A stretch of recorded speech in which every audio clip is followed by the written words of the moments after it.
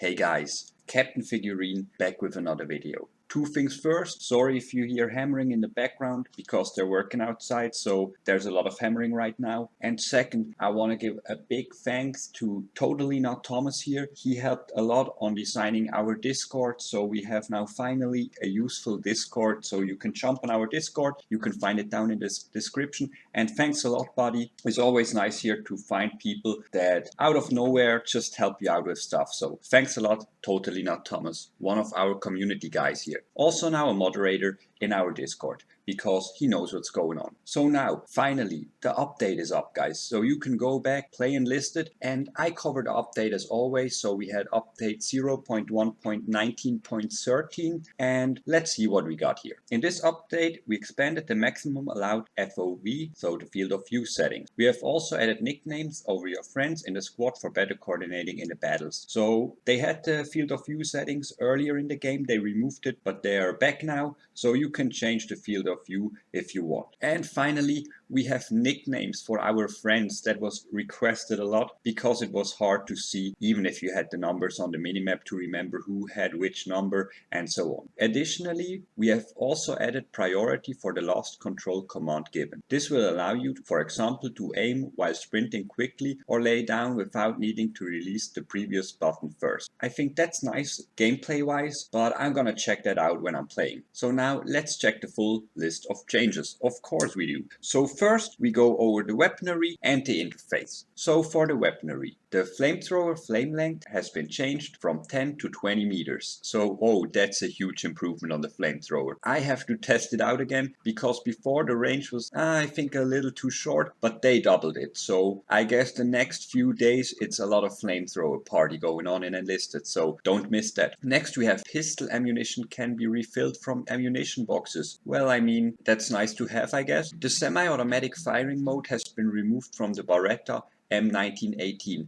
Makes a lot of sense though. So all of you guys who enjoyed the semi-auto on the Beretta, sadly it's gone now. And weaponry includes for the practice mode in the Invasion of Normandy campaign has been updated. So they probably just added all the weapons so you can test out all the weapons in the practice mode. Yesterday I just found out like the targets we have in the practice mode, they don't show up the hits you landed on them. So I couldn't really show the MP18 with the targets we had before. So sorry for that, and I hope they fix this soon. Next we have the interface. An option to disable the text chat during battles has been added to the settings. This will also allow you to keep the screen clear if you're streaming or recording gameplay. Yeah, I mean, I never had a huge problem with that, but I mean, it's nice to have the option. The nicknames of players in your squad are now shown above them. I think that's very useful too, so you know who is who. Now, if the button for calling an artillery strike isn't assigned, a button to bring up the pie menu will show next to the artillery status icon. Yeah, I guess that's useful too, if you don't have a keybind. In the menu for the ground vehicles, information like the maximum speed of the tank, turret rotation speed,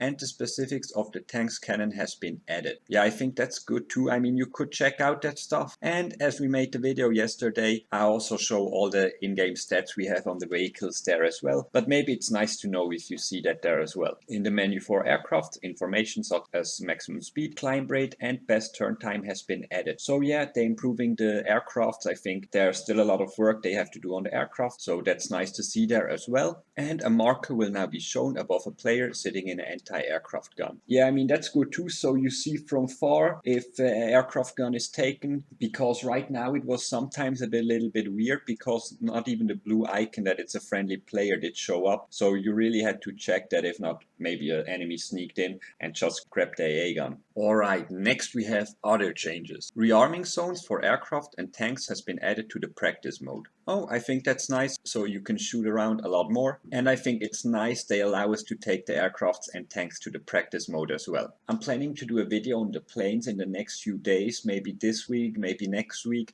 where I take a closer look at all the commands we have on the planes, because there's so many commands and maybe some of you don't even know what they do, so I will show all of them in an upcoming video. Improve the control response regarding sprinting, aiming, and changing your soldier stance. The game automatically detects that you need to reset your sprint, aim, or change your soldier's pose when you give a new command. Yeah, I guess that's useful too. Quick respawn is now only possible if a capture point is selected. That's also good. A sound cue for staying breathing after continuous jumping and holding in a breath while aiming has been added. Oh, I think that's cool because I was missing that one. You can now dismount a ladder at any time by pressing the jump button. Yeah, I think that's useful here and there. If you didn't know, you can anyways jump down a ladder and just grab it in the last second and then jump off if you don't want to get any fall damage and don't waste a lot of time just going down the ladder. The field of view range now can be manually adjusted. That's what they said before, and you can check that out in the in-game settings. 2 new perks have been added for soldiers of the tanker class. These will increase the braking speed and speed up gear shifting, making driving the tank smoother. Oh, that's very nice. That's very nice. I really want to see more tanker perks because you roll so many not really tanker related perks while upgrading them, and that's kind of frustrating because it's so useless to have like weapon change speed or something like that on your tankers. Alright guys, that's it for our update video.